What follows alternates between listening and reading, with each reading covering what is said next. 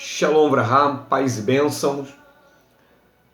No vídeo de hoje eu quero tratar um assunto relacionado a uma questão de emanação espiritual que emana das regiões celestiais, passa pelo crivo da nossa árvore genealógica e de certa forma acaba desembocando na vida dos nossos filhos.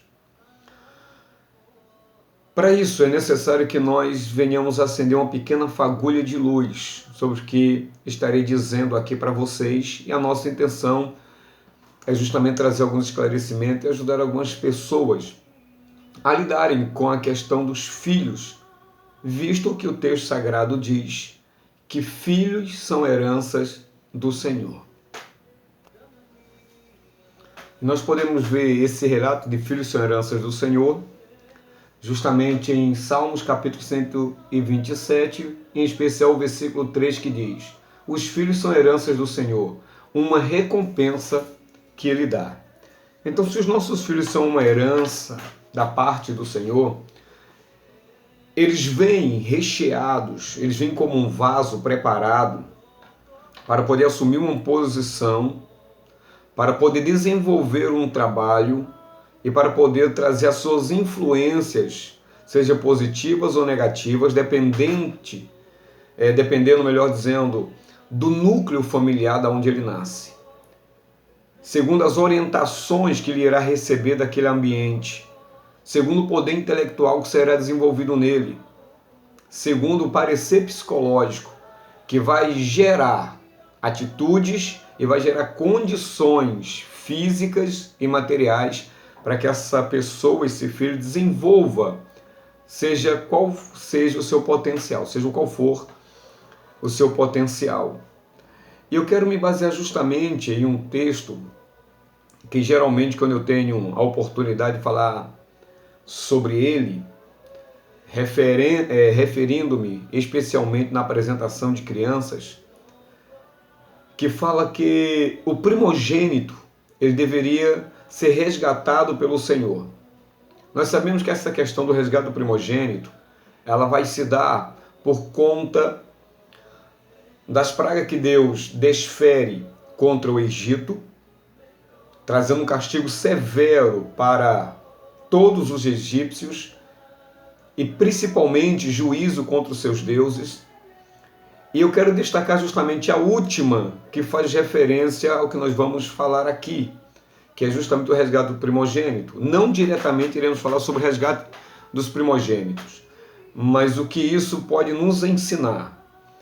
Na última praga, o Eterno declara que Deus vai ceifar a vida de todos os primogênitos que estão no Egito. Não são do Egito, porque fosse do Egito, só iria padecer essa penalidade todos os egípcios, mas sim essa pena, esse julgamento cairia sobre todos aqueles que estivessem no Egito.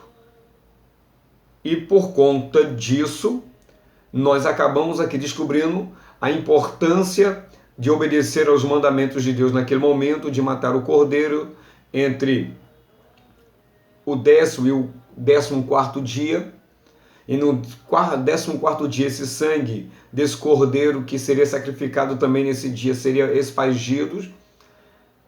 Cada família comeria esse cordeiro já preparado para sair daquele lugar. Caso isso não acontecesse, caso Israel não seguisse essa ordem, eles estariam também sofrendo tal penalidade. E esse rito era justamente para privá-los, era justamente para guardá-los de tamanha perda, porque seria uma perca muito grande, principalmente na cultura daquela época. Mas como nós somos pessoas de fé, quando nós estamos falando de fé, é importante que nós venhamos a compreender que se existe uma importância na figura do primogênito, é porque existe algo muito forte e muito precioso que nós precisamos ser despertado para tal. Isso é muito interessante, porque o primogênito, nós temos a ideia que é aquele que abre a madre, quando na verdade no mundo espiritual Primogênito é uma função. Por isso que o papel de primogenitura, quando aquele que abre a madre, ele não é capaz, ele não assume a posição, quando ele, de certa forma, involuntária ou voluntariamente, joga isso na lata do lixo, uma outra pessoa da família vai assumir aquela função de primogenitura, porque ela é uma função e ela é de suma importância se levarmos em considerações a questão espiritual que tudo isso está envolvido. Então, lá no Egito, o povo de Israel foi poupado e Deus declarou, lá no capítulo 13 de Êxodo e capítulo antes também, que o primogênito seria consagrado ao Eterno porque seria dele. Então, a partir daquele momento, todo primogênito, já era um costume, assumiria um papel espiritual muito nobre diante de Deus. Só que quando chega no processo, quando o povo sai do Egito e se direciona para o Har Sinai, o Monte Sinai,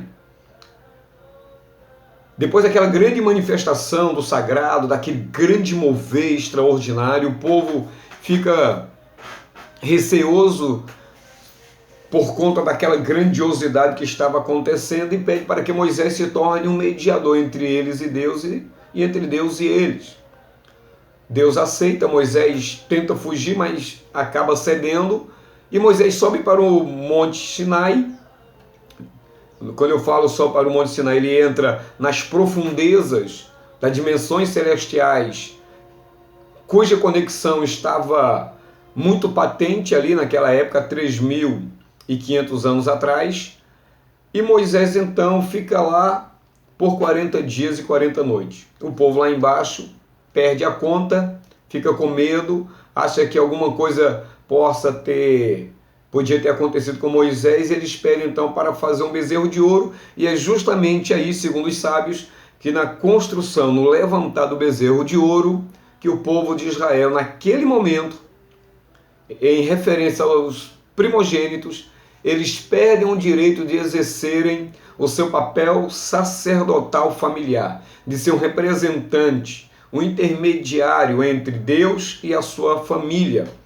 E aí que a turma de Levi, representada pelo Arão, que se tornaria o sumo sacerdote, os seus filhos, os sacerdotes, e a sua família de levita assumiria então o trabalho de montar e desmontar e de carregar tudo aquilo relacionado ao Mishkan, ou seja, ao tabernáculo. Lembre-se que quando Deus pede para que o povo de Israel no Egito sacrifique aquele cordeiro, é importante destacar que ali estava a figura, de certa forma, de que o pai era o representante da família e que seu primogênito exerceria essa função de representar essa família diante de Deus e diante da sociedade. Beleza, mas não havia ainda o Cohen Gadol, o sumo sacerdote, e nem a tribo de Levi que assumiria essa função que eu acabei de mencionar. Bom, a partir desse pecado, se há uma necessidade justamente de que os primogênitos sejam resgatados, visto também que no capítulo 13 de Êxodo, esse resgate também é mencionado. Mas ali se torna uma obrigação. Não uma obrigação assim 100%, mas a partir daquele momento os pais teriam que não somente resgatar os seus filhos, mas também criá-los na demonstração do Senhor, no caminho do Senhor. Até aí tudo bem. Agora, eu escrevi algumas coisas aqui refletindo sobre isso, e a primeira coisa que nós devemos diagnosticar logo de cara é que tudo pertence a Deus. Não importa o que é que tenhamos e aonde vivamos, tudo pertence ao Senhor e que de certa forma precisa ser direcionado para Ele. Tudo neste mundo é nos dado para a glória de Deus. Tudo que nós estamos fazendo e iremos fazer precisa ser feito para a glória de Deus, para manifestar o eterno. Então, vamos para o que interessa. Os primogênitos, ou aqueles que assumem a posição de primogenitura, recebem uma carga muito grande. Por quê? Porque uma emanação espiritual, psicológica, financeira, material e emocional se derrama, é direcionada, o fluxo é direcionado àquele que assume a primogenitura, ou que irá assumir o papel de primogênito de uma família. E a pressão é tão grande que muitos não suportam o peso ou a quantidade do fluxo espiritual, do fluxo material, e que a maioria desses primogênitos, por não suportarem os seus vasos, por não suportarem, eles acabam quebrando. Porque toda árvore genealógica que emana de um marido ou de uma esposa, essas duas pessoas estão conectadas a uma árvore genealógica. E de certa forma, todo fluxo que se derramou na vida da minha esposa e sobre a minha vida, dessa árvore genealógica, desse nível de intelectualidade, de espiritualidade, seja elas quais forem, de uma certa forma elas acabam desembocando no primogênito ou no unigênito. E aqui quero destacar uma coisa também que eu considero importante: o porquê Deus nos concede ter mais de um filho quando possível. É porque dependendo dessa emanação espiritual, dependendo desse fluxo, esse fluxo precisa ser dividido entre os outros também. Mesmo que o primogênito receba uma carga dobrada, os outros também acabam dividindo o peso dessa emanação espiritual. Isso é tão extraordinário que agora me vem à memória o nosso patriarca Jacó. Claro que eu vou mencionar aqui o patriarca Abraão e Isaac como exemplo de uma forma negativa dentro da primogenitura de dois filhos que eles tiveram. Mas o fluxo que emanava da vida de Jacó era tão extraordinário, era tão grande, era tão pesado, que Jacó teve que ter 4 esposas. Essas 4 esposas tiveram seus respectivos filhos, o qual totalizaram de 12, aí eu estou falando do sexo masculino, né? Porque teve uma menina chamada Diná. E essa emanação, esse fluxo dele era tão extenso, era tão volumoso, que ele teve que ter 12 filhos, e sobre esses 12 filhos ser divididos essa emanação. Esse fluxo da árvore genealógica e da responsabilidade que estava sobre ele, porque esse fluxo era um fluxo tão poderoso, que era o fluxo também de salvação. O fluxo era tão volumoso que de Jacó saíram os levitas, os sumos sacerdotes, temos os reis, nós temos os juízes, nós temos aqueles que se dedicavam ao estudo da Torá, aqueles que se dedicariam à vida da agricultura, à vida da pecuária, deles sairiam os políticos, e tudo isso para influenciar e impactar não só a sua tribo ou essas tribos, mas também para impactar a terra e para impactar as nações, o mundo e o universo. O Senhor Jesus diz uma coisa interessante da mulher samaritana. Ele fala: a salvação vem dos judeus. E os judeus são as 12 tribos juntas. São as 12 tribos de Israel formando um único corpo e também formando, de certa forma, a nação primogênita. Eu acho isso muito interessante, porque Deus, quando vai resgatar o povo que estava prisioneiro no Egito, ele diz: olha, Moisés, você vai falar para Faraó que você está ali para libertar o seu povo. No caso, Deus falando para ele, né? O meu povo. porque Israel é o meu primogênito. Percebe que o quanto de fluxo emana sobre a nação de Israel, sobre o povo de Israel, e é um fluxo tão grande que eles não podem conter isto somente entre eles, que teria que ser dividido entre as nações, que as nações deveriam ser alcançadas por conta disso. Isso é extraordinário, isso é maravilhoso. Então os nossos filhos dão prosseguimento, seja positivo ou negativamente, à estrutura espiritual, material, psicológica deste planeta. Por isso que isso é tão sério, isso é tão pesado, se não for bem tratado, bem entendido, se não tiver pessoas para nos orientar, que isso acaba por desviar, ou seja, alguns filhos acabam se quebrando por não suportar o nível para qual eles foram chamados. Nós sabemos que existem algumas situações que acontecem na nossa vida que nós perdemos o controle. Aí eu estou falando de homens e mulheres que são crentes, que têm a vida no altar, que querem que os seus filhos deem prosseguimento, continuidade ao chamado espiritual que os pais receberam. E a frustração para milhões é tão grande porque cria o filho num caminho que deve andar e lá na frente ele se desvia. Isso é porque às vezes nós jogamos muito pesado com os nossos filhos. Às vezes nós impomos uma carga tão pesada nos ombros, no psique dos nossos filhos, que à medida que eles vão crescendo, aquilo vai inchando e eles não vão suportando a ponto de às vezes romper esses vasos, e para que eles não se percam de maneira abrupta, às vezes Deus permite que ele saia da posição, que ele se quebre. Esse fluxo, de uma certa forma, é canalizado para uma outra pessoa, para uma outra situação.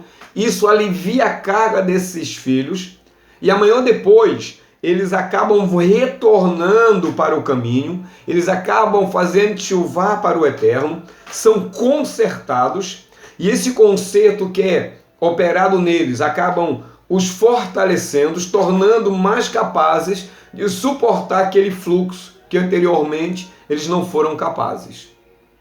Claro, tem casos que alguns se perdem e não voltam mais, mas a maioria volta por conta desse chamado, por conta desse fluxo. Então, no relato bíblico, nos é revelado que os primogênitos foram aqueles que, logo no início lá do Gênesis, eles naufragaram na sua posição e que outro filho, ou que uma outra pessoa, teve que substituí-los para que a posição do qual ele foi chamado não ficasse vaga, e essa posição vaga não se transformasse num problema. Então essa outra pessoa assume essa posição, mantendo a posição, mantendo o seu chamado e mantendo o fluxo da emanação espiritual. Então cada filho, queridos, precisa de atenção especial, porque qualquer um deles pode ser o vaso que irá conter o fluxo da unção, porque ele irá se colocar na posição espiritual, na posição material, intelectual e psicológica dessa família. Ele vai assumir mais cedo ou mais tarde, mas é necessário que nós tenhamos e mantenhamos atenção especial na vida de todos os filhos. Aquele que está dando talvez mais trabalho, esse talvez tenha uma força espiritual muito grande. Aquele que é calmo, talvez neste contenha uma força espiritual muito maior do que a do primeiro, e que um deve ajudar o outro. Então cada filho precisa dessa atenção. E por que precisa dessa atenção? Os filhos são aqueles que irão continuar a nossa carreira. Eles desfrutarão daquilo que deixarmos como herança espiritual, psicológica, intelectual, financeira. Por isso que é bom ressaltar que os nossos filhos são heranças do Senhor. E se são heranças do Senhor, você já pode agora ter a ideia do quanto, nós precisamos estarmos atentos, porque o fluxo espiritual que emana para eles é muito forte, grande e extraordinário. O filho entrega a si mesmo e envergonha a sua família. É um outro cuidado. Como é que o nosso filho está andando? Como é que ele está se comportando? Eu tenho colocado uma rédea curta? Ou esse é o momento de afrouxar mais um pouquinho as rédeas? Esse é o momento de orientá-lo nessa área? Ou é necessário privá-lo disso aqui? Eu preciso estar atento a essas fases. Eu preciso estar atento a esses comportamentos. Tem um texto muito interessante que eu quero ler para você que diz o seguinte. Olha, esse texto se encontra em Provérbios, capítulo 20, verso 11, que diz assim: até a criança se dará a conhecer pelas suas ações, se a sua obra é pura e reta. A atenção especial, ela vai justamente estar atento a esse modo que a criança está vivendo, como é que ela está procedendo, como é que ela reage a determinadas situações, a determinados conflitos, como ela pensa, com quem ela está andando e assim sucessivamente. Por isso que o filho não pode ser entregue a si mesmo, porque ela vai envergonhar o seu pai e ela vai trazer desonra à sua mãe. E nós precisamos, por conta disso, corrigir os nossos filhos enquanto há esperança. Os nossos filhos, por esse fluxo que emana da nossa árvore genealógica para a vida delas, elas precisam estarem captando aquilo dentro das suas expectativas, das suas fases, dentro do seu tempo. Essas correções precisam serem executadas, como a Bíblia diz, enquanto há esperança. Então, tem vida, à medida que você puder enxertando, colocando a palavra divina, orando por ele, aconselhando, você não vai perder tempo e você estará investindo na vida do seu filho, que é muito importante para você, para a sociedade, para o mundo espiritual. Olha que interessante, eu vou trazer aqui o caso do primogênito de Abraão, que não foi Isaac a priori, mas foi Ismael. Nós sabemos que a emanação que fluía sobre a vida de Abraão e sobre a vida de Sara era uma emanação muito forte de Hesed, de graça, de bondade, de lealdade. A emanação sobre eles era muito grande, em especial sobre o patriarca Abraão. Deus então faz uma promessa a Abraão de dar-lhe um filho. Sara então entra em ação e pela sua bondade, pelo seu amor, pela sua lealdade ao seu esposo, ela pega e entrega Agar, da qual Abraão acaba de certa forma aceitando, e a partir daí eles têm um filho. E ali acaba se tornando o primogênito de Abraão e Agar. Só que quando Ismael nasce, ele nasce com seu vaso, com a sua estrutura, e essa estrutura vai ter que receber, vai ter que ser o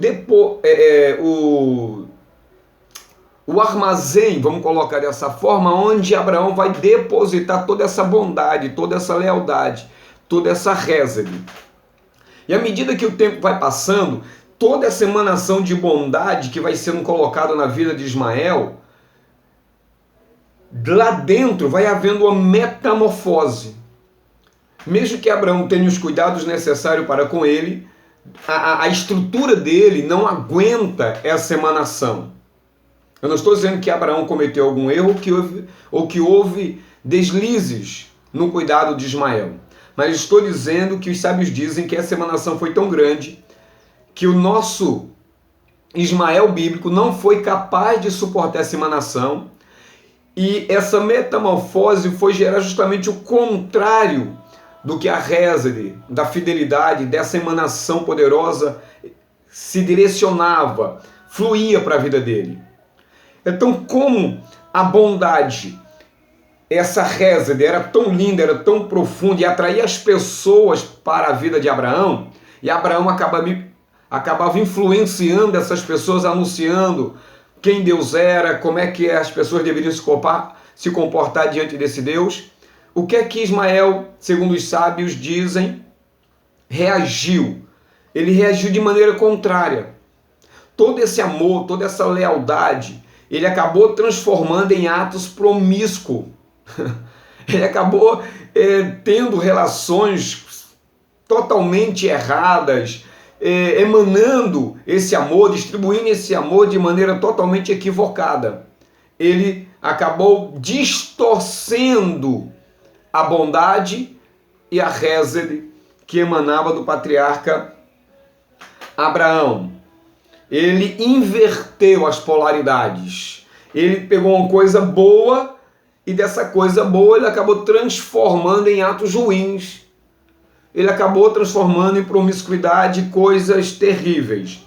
Um outro exemplo que eu quero trazer à tona também é o exemplo do primogênito de Isaac. Isaac foi o primogênito de Abraão com Sara. E Sara, juntamente com Abraão, essa emanação era muito forte, continua emanando. E aquilo que Ismael não foi, Isaac precisou ser.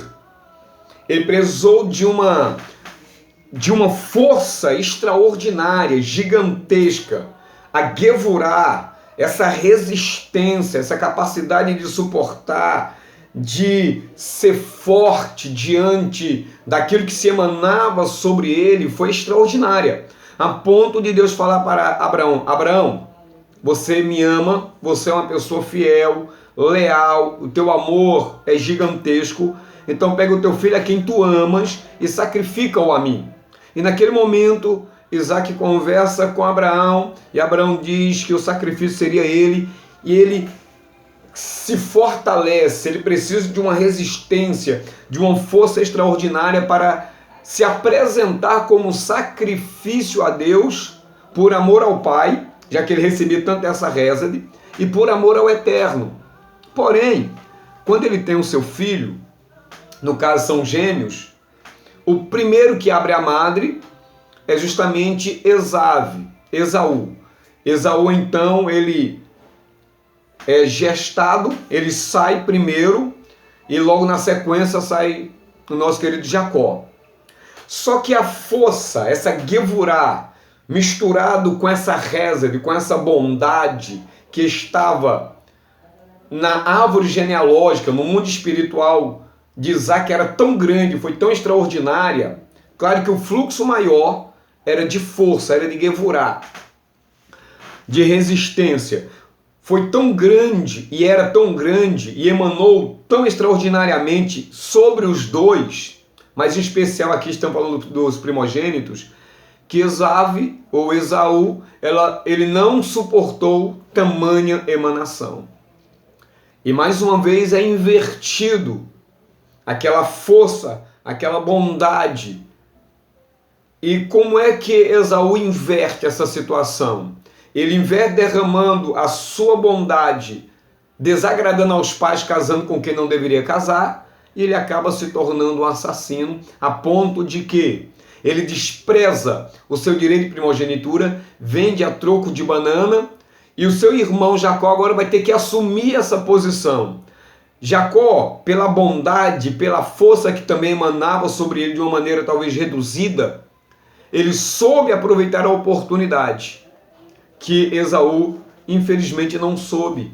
E ele inverteu. Então parece ser natural que quando existe essa emanação muito forte, muito corrente, né? Esse poder que se emana sobre a vida dos nossos filhos, e no caso aqui estou falando dos primogênitos, parece uma coisa natural que eles não suportem e eles rompam com aquilo. Eles abrem mão. E como eu já disse, às vezes é necessário abrir mão para que essas forças sejam canalizadas de maneira coerente. E Esaú acaba se tornando um assassino. Mas alguém teria que assumir essa posição para consertar, retificar essa brecha, essa posição. Então, algumas pessoas não tinham condições, eu dei pelo menos aqui 2 exemplos.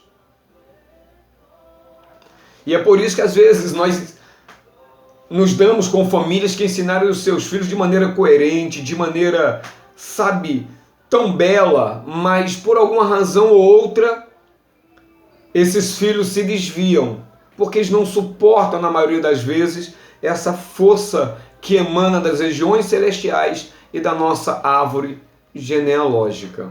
Interessante, muito interessante.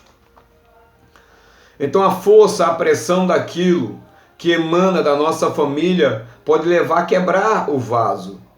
É de muita importância que a família tenha o cuidado de preparar os filhos gradativamente para receber essas emanações, principalmente dessas duas fontes, espirituais e familiar. Isso precisa ser levado em consideração e respeitando os níveis dos seus filhos, orientando e educando cada um deles dentro das suas fases, dentro das suas capacidades. Cada responsabilidade imposta aos filhos deve acontecer dentro de cada fase, respeitando as condições que esse vaso possui para não impor algo pesado e que venha depois o danificá-lo. É importante estarmos atentos a isso, tá bom? Como não temos uma revelação que deixe claro o nível da alma dos nossos filhos, é importante procedermos com calma e cautela, observando tudo relacionado à vida dele. É importante a devoção a Deus em obediência aos mandamentos dos pais. Ou seja, os pais precisam estar obedecendo, se comprometendo, vivendo uma vida santa diante de Deus como exemplo para os seus filhos, para que eles não seja imposta uma condição que os pais não vivem. Aí é uma incoerência e fica mais fácil de o vaso quebrar.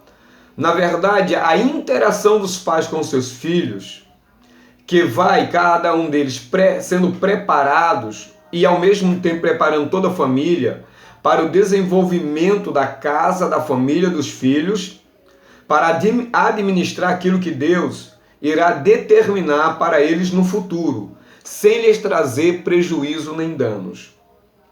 Como nossos filhos são a continuidade da nossa casa, da nossa família, eles podem definir o futuro dela. Essa definição, ou seja, o resultado desta casa, dessa família, pode ser bom, pode ser mau. Finalizando, como pais somos, ou deveríamos ser, capacitados para instruí-los. Instruir em hebraico significa lehorot, ou seja, tudo que acontece no ambiente pode e irá influenciar o crescimento dos nossos filhos e também o seu futuro. O ambiente deve ser bom, deve ser preparado e muito bem organizado para cuidar de pessoas tão especiais e tão extraordinárias espiritualmente. Qualquer coisa que você tiver dúvida, entre em contato conosco que até eu posso fazer um outro vídeo, tá bom? Se te abençoou, se te trouxe uma luz, compartilhe esse vídeo para quem você quiser, para quem você achar importante. Dê o seu like e qualquer outra forma de contribuição você vai achar aqui nas descrições, tá ok? Shalom Vrahá, paz e bênção, fui!